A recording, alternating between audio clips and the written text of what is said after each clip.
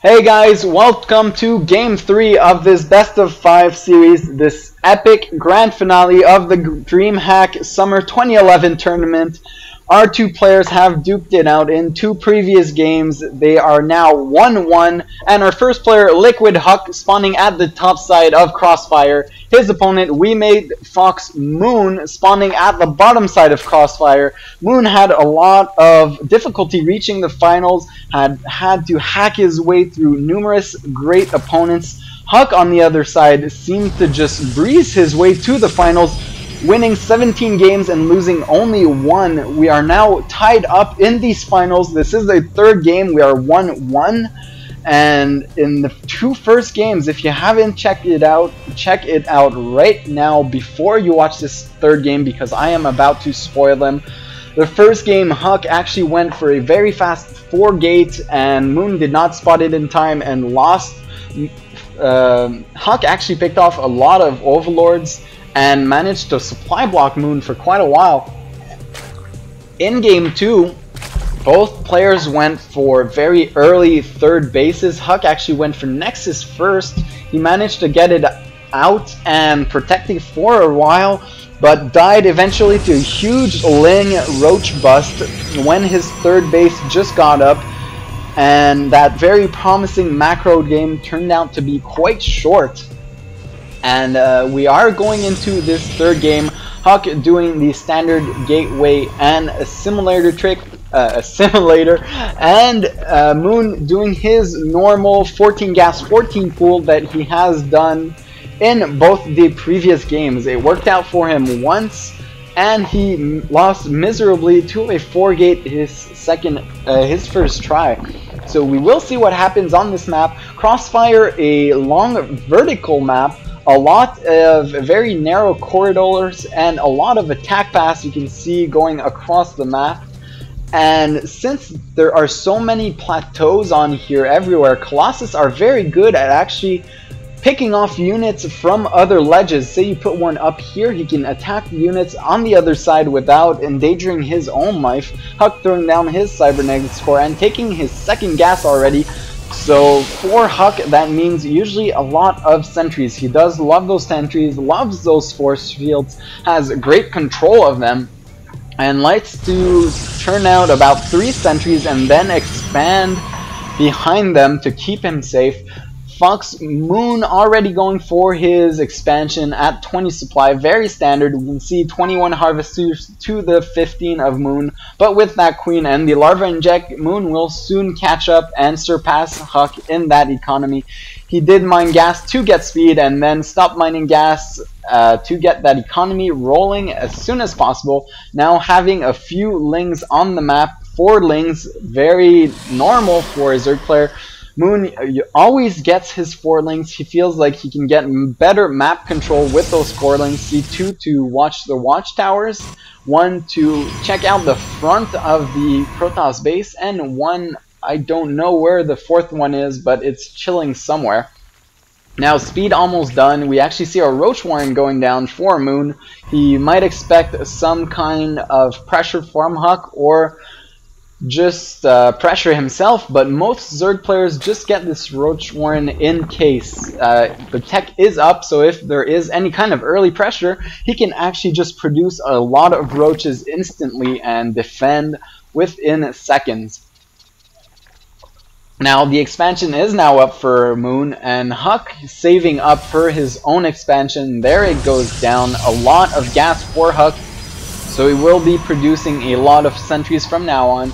His warp gate tech nearly complete. He has 3 warp gates to produce 3 sentries as soon as this finishes, and still churning out probes and drones for these two players. You can see actually an Evo chamber going down for Moon, so he might just get a fast +1, or might be expecting something fishy from Huk, but that is not his style. We have seen him go DTs a few games, but not too often, and there's really nothing to imply DTs here. He does have the 2 gas, but Moon did count the number of sentries here. There are 6 sentries, so you know that Huk is not teching behind this. He spent all that gas on the sentries here.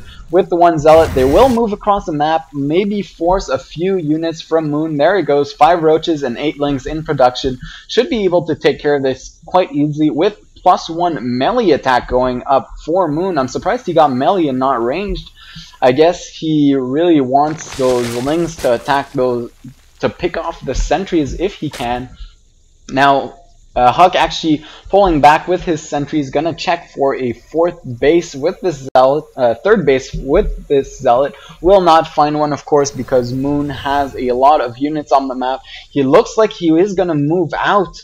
Moon going to pick off this Zealot with the lings. No, he decides to actually turn around, and he will be putting some pressure on 16 lings and 4 roaches in production. He will rally them straight up to Huk's base and try and bust this down, but with this amount of sentries, they can actually wall this off completely, or just wall this ramp with 3 force fields and wait for more warp-ins. Moon actually setting up for a flank here, very wise. That way, if he gets walled in here, he can still attack up here, and Huk will have to defend this perfectly with perfect force fields. Already splitting his forces. There they go. The attack is on. 2, 3 force fields, 2 more, and not the best force fields here by Huk, but he is kind of making himself a little cup here to stay inside of, but losing a few sentries. Now the Lynx trying to run up. Nice force field by Huk, and Moon will actually be able to pick off all these sentries. That's huge. They have not had the opportunity to use all their energy. Now only 1 cannon against 6 roaches and a few lings. Now Huk has to pull his probes. He might be able to defend this, but he is losing some probes here. He only lost 2 actually. Great micro by Huk.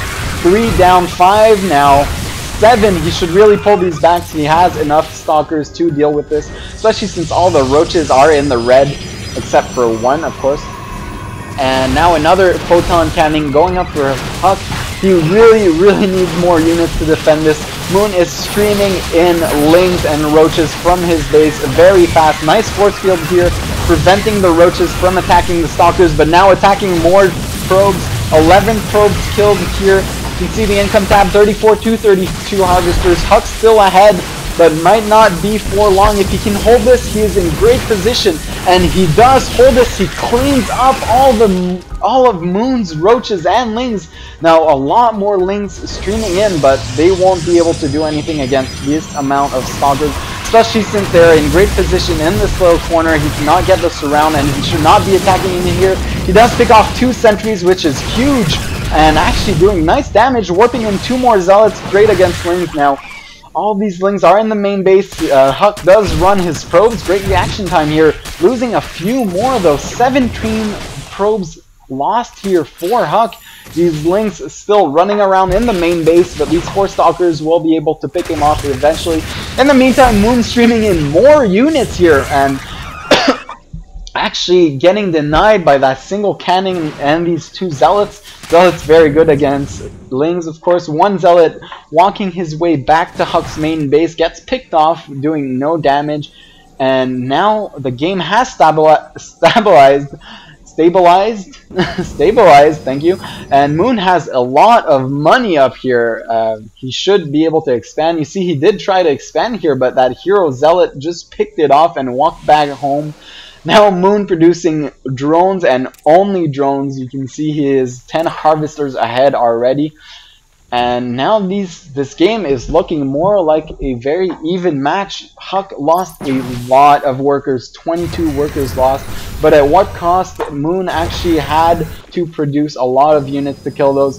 These sentries, these stalkers actually out of position. These lings should not engage these zealots. They should try to pick off these stalkers, but eventually decide to run away. And now Huk catching up in the harvester count. Moon still has a lot of money. He should make a macro hatch or something. He does have one at this point and still can't spend his money. I would actually suggest for him to actually expand down here, and if it gets picked off, well, too bad. It is a risk you can take. With all that money you can't spend anyways, might as well try and do something with it. He is checking for a 3rd base of Huk, will not discover one since there is none. And Huk moving out with this small army, no, just checking out the top of this plateau here. Now Moon trying to pick off these backdoor rocks. I don't believe Huck actually sees those. Yes, he does see just a tiny spot of blue on the map. I don't know if he notices this yet. He does, and warps in a few stalkers here that will deny it. And now moving out with a lot of zealots and a lot of sentries. You can actually see 10 sentries. That is a lot of force fields. Most of these sentries have enough energy for 2. But he, again, just walks back home. He just wants to scare Moon into producing units, and it is kind of working. Now Moon is 10 harvesters ahead, transferring a lot of drones to that third base. He will be putting this gas down because he is very gas starved at this point. Now finally able to spend that money mostly on lings. You can see a lot of lings on the map, 34 and 15 roaches. And a third queen already up for Moon. That creep spread is great. Look at that spread just making its way across the map. 2 hallucinated phoenixes just to scout. Of course, Moon knows there are hallucinations since those overlords did not take any kind of damage.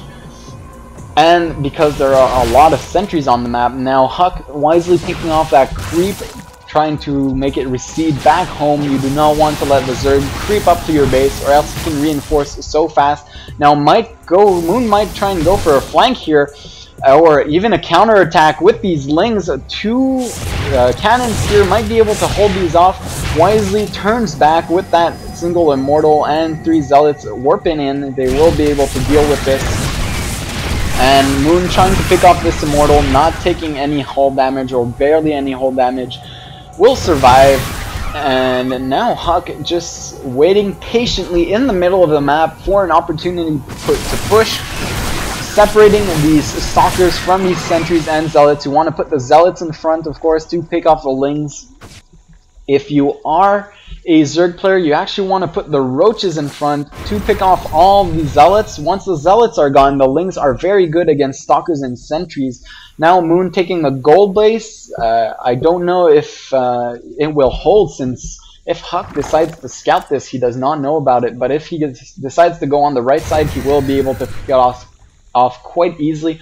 A lot of roaches, 26 roaches and 20 lings against 18 stalkers, 1 immortal, 7 zealots, and 11 sentries for Huck. Huck finally taking that third base he really needs to, since that main base is running out of resources.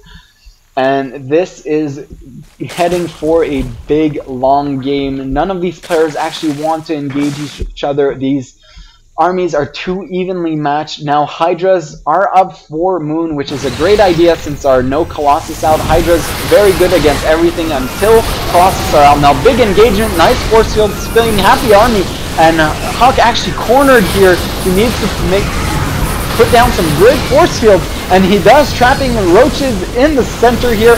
These Hydras cannot attack as efficiently as they want to. The lings are stuck. 1 hallucinated immortal actually from Huck. I don't know where he actually took the APM for that. And Moon cleaning this army up. Great force fields, but it wasn't enough. And now Moon can actually attack this main base and is in great position. He has 69, 73 harvesters to only 59 for Huck. Huck's third base just now gone up, but has nothing mining there. Nice force fields preventing the attack right away, but it is inevitable. These sentries will eventually run out of energy. And here he goes, Moon streaming in 1 force field, trying to funnel these units in. Half the army gets stuck down here, will get picked off, but a lot of units back in the background for Moon. And this is GG for Huck. GG's out of here, and we will be going on to game 3. It is now 2-1 for Moon. We will be going into game 4.